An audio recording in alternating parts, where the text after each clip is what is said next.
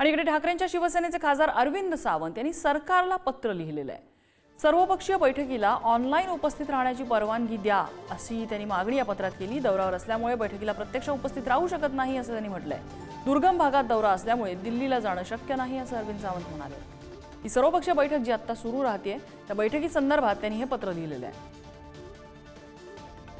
पद्मेश पवार आपल्याला अपडेट देतात। पद्मेश, नम्रतेची नक्कीच आपण जर पाहिलं तर कुठेतरी आता जे संजय राऊत असतील त्याचबरोबर अरविंद सावंत असतील हे दोघं देखील एका अभ्यास दौऱ्यासाठी बाहेर असल्यामुळे ठाकरेंच्या सेनेचे कोणताही एक नेतृत्व ते या बैठकीसाठी उपस्थित राहू शकत नाहीये। त्यामुळे त्यांनी असं सांगितलंय की आम्हाला ऑनलाईन जे हे त्याद्वारे कुठे किंवा मोबाईलद्वारे आम्हाला तिथे उपस्थित राहू द्या अशी विनंती त्यांनी सरकारकडे केली आहे।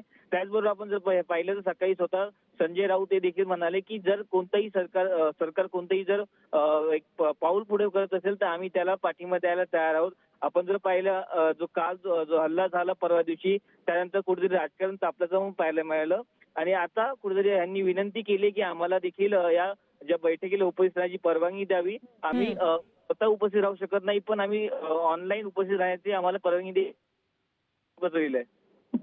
पद्मेश, धन्यवाद या माहितीबद्दल। आणि इकडे